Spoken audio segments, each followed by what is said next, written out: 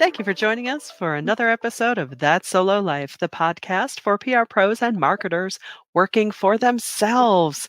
Like me, Michelle Kane with VoiceMatters, and my ever steady co host, Karen Swim of Solo PR Pro. Hi, Karen. We are back again. Hi, Michelle. We are here. Happy hump day to you. Yes, and to you. Woohoo.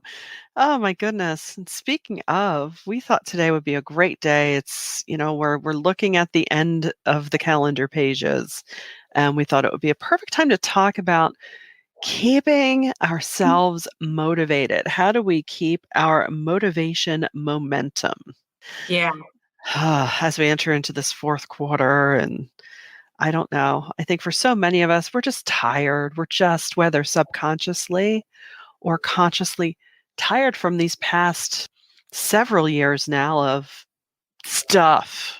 Yeah. As we record this, it's a particularly interesting time in that, we continue to say post-pandemic because it's not that far behind us. And Right. now COVID also is popping its head up, quite fiercely again. And so we're seeing more cases come back. I felt like we were still finding our footing after the pandemic and, still trying to fill out what normal really was. And the ground is shifting under our feet once again. So it is an interesting time. And I don't know about everyone else, but I feel I'm tired, but I also have maybe like excited energy. So there's that combination of being excited about the last quarter of 2023 and what the things that are happening and the things that are in place that will set me up for 2024, but also just tired, fatigued. Yeah. Like if we could end the year today, I would really be okay with that.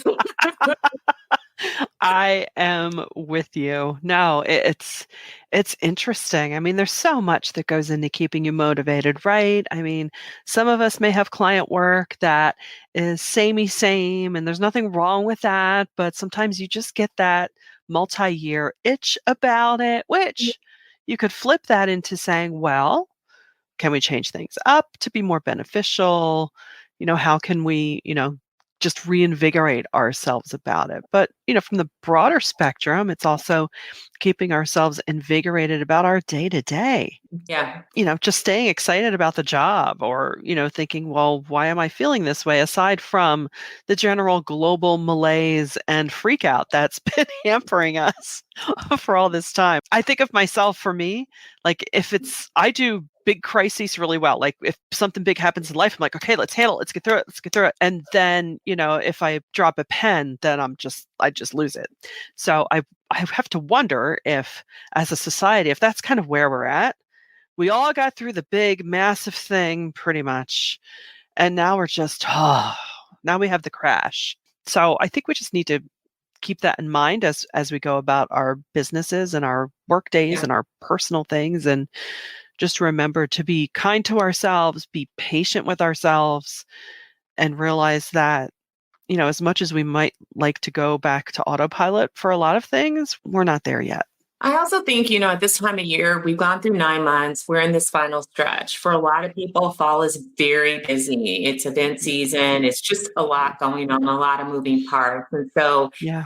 you can start to feel your energy levels flagging at this point of the year. So, some things that you can do to make sure that you continue that momentum of the year and, keep things on track is, one is that you could revisit your schedule. This is a great time to start looking at pulling things off and being more effective, being more efficient. Sometimes we're just go, go, go, and we've added all of these things. So what can you remove from your schedule? How can you be more efficient and spend less time doing things? If you need help, there's some great books out there like Essentialism, which I loved because it really forces you to look at how you prioritize your time, and blocking things out worked for me. Really love it. Need to read it again. Then there's a book that I've been hearing a lot of good things about, the 12-day year. So take a look at your time management and think about like, okay, as I go into this last quarter, what can I do to be efficient? And maybe it means eliminating some things and tabling some things for, next year. because this is already a busy time of year. I think you can also sustain momentum by ensuring that you're refueling your creativity. So in this fourth quarter, like what can you tweak to make things a little bit different? How can you approach like these, Q4 campaigns just a little bit differently? Sometimes we deal with clients so much. I want to say this in a super kind way, but clients have a way of sometimes just no matter what we do, they will slip back into the corporate persona hole. Yeah. And it can whittle away at your creative energy sometimes because we can be wildly creative and then they dial us back. So, spend a few days or a few hours each day or, just take some time out and start to think about, unleash your wild creative side again. Because within that, that they're going to probably have you dial it back, but it energizes you to just pick off all the boundaries, forget about what they've said no to, forget about who they are, because sometimes we, kind of get into this mindset of thinking, okay, they'll never do that. And so then we don't go there in our head because we feel like it's a waste of time. But again, this is about refreshing you. And a lot of times when you do that, just take off all boundaries. If I could do anything that I wanted for this client, anything, and they would totally go for it, how would I approach this? In there somewhere is something new that you probably could get past them and that will make you excited again. And that excitement means everything. That's so true. So true. And it also communicates that you're invested in their success. I would say a partner activity to that would be to make sure you're fueling yourself creatively. I know it's so easy for all of us, and hello, I'm the worst culprit. You're just getting things done. You skip, you think, going to a movie's too frivolous. I don't have time for a walk. Those are the things that refill your cup, and you have to keep your cup full so that you're able to. I mean, I'm sure we've all worked ourselves to the bone where we're just dry. It's like, I got nothing. For sure. Totally been there, but it is possible to regroup. It's interesting on the solo blog this week. If you haven't visited our blog, we tackled a topic lightly on, your secret sauce. And as we go on in business, we all hit a point. And sometimes it's seasonal, but sometimes it's just a point in our business where we're bored, we're restless, or you're just not feeling it for whatever reason. Maybe you can't even put your finger on it. Dialing down some levels and really finding that secret sauce could mean a little bit of a tweak to the services that you deliver, to how you deliver them. And so some of the things right now that you can pay attention to as you set yourself up for 2024 is, what is that thing that when you're doing it, like when your head's down, you are just in your zone and you don't even notice time passing? Do more of that, because that is where that's a telltale sign that that's your secret sauce. That's something that you really love. What's the thing that you want to continue to learn about? Like if there's something that you keep wanting to you want to take classes, you want to do workshops, you want to investigate, you want to learn more, you want to get better at it, do more of that. Lean into the things that are really calling you, because sometimes we have gone along and we've offered our services as, just a regular roster of PR services, and you might be missing that secret sauce that could really be uniquely yours in your business. A few examples, I met a colleague in the UK, Helen Neal, and she was doing these thought leadership programs where she brought together global thought leaders via like a YouTube channel. So she would, go out and they would record them and do the whole thing. But she was doing full on PR. Well, she loved it. And she ended up pivoting into that. Yeah. And she is living her best life, winning awards, growing her team, scaling her business, because she leaned into something that she was really passionate about. If there's something that when you talk about a particular area of PR and people go, wow, they lean in and they listen as you're talking about and they want to learn more. Or people have commented, I said this to my colleague Carolyn recently, I'm like, you light up when you talk about this. What's the thing that you light up about when you talk about it? This is a good time of year to say, maybe I'm feeling tired or burned out or restless because I'm not doing enough of this thing that really is my unique calling, my secret sauce, the thing that really jazzes me up. Like, for me, like these days, media relations and me are having a moment, and Mhm. I'm not feeling the joy all the time. Just to be transparent, not feeling the joy.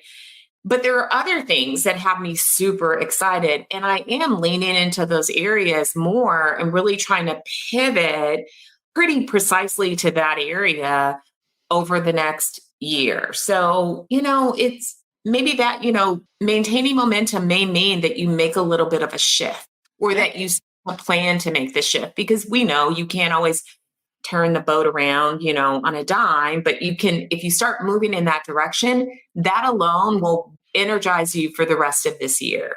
Yeah, and it really is all about the energy that you bring to anything that you're doing, and I love that you framed it that way, because sometimes our lack of excitement, our lack of initiative, I mean, that in and of itself is a sign. That's a message that we should be receiving, as less, as long as you can disregard, okay, do I just need a big nap? Or is this something more? Is there something more to this? So, dig in, investigate that. And I think that's the wonderful thing about the work that we do. There are so many possibilities that I know when we've got those blinders on and we're doing the thing that we've always done, and we just, do our thing because, hey, we also have bills to pay. So, you're looking to hit your numbers for the month. But I really encourage you, and I'm encouraging myself, take a couple of hours and just sit and go, huh, okay, how's this going? What do I really like? What don't I like?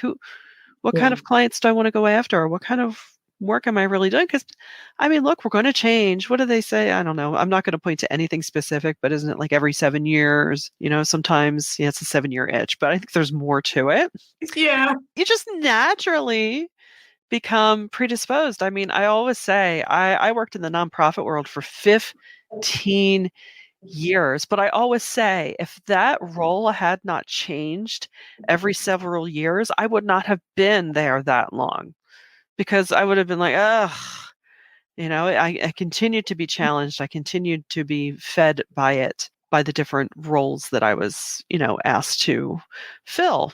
And that helps too. So, Yeah. I think it just comes down to sitting with yourself, which I know is uncomfortable sometimes, and just say, "Hey, what do I like today? Why do I," and it could be even as simple as, also, how is your day structured?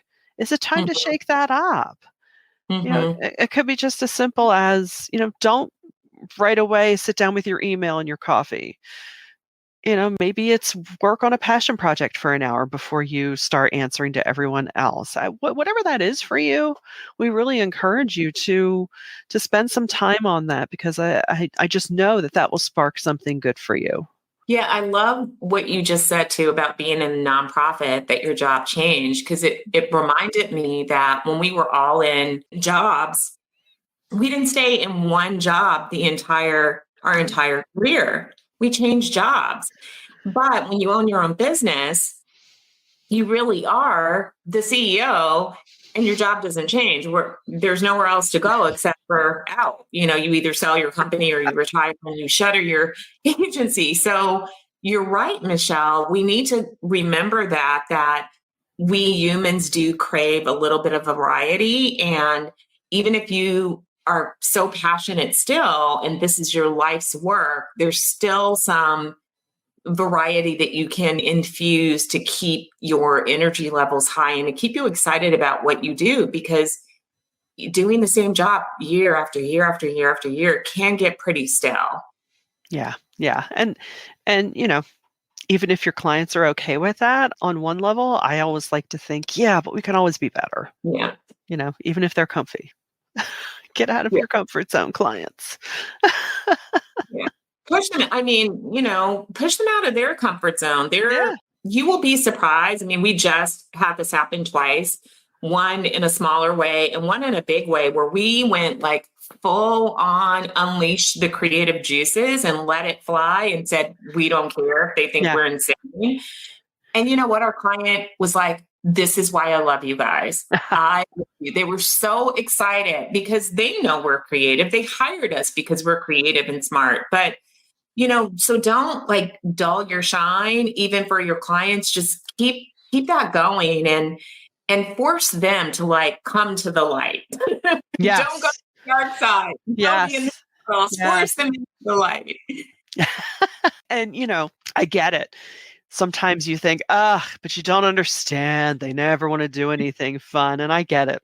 That can be really energy zapping over time. So sometimes you just got to say, who cares? I'm still going to say the crazy thing. Okay. 100%, because they need to remember why they engaged with you in the first place. So don't lose that special thing that they hired you for Right. just because they're too fuddy-duddy to really appreciate it. Exactly. They're probably secretly jealous. So that's okay too.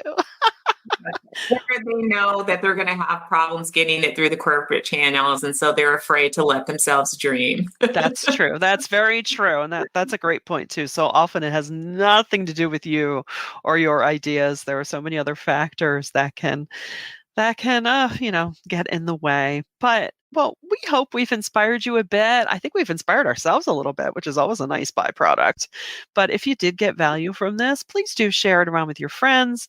Check out the blog post that Karen just mentioned on soloprpro.com. Hit us up with feedback there as well.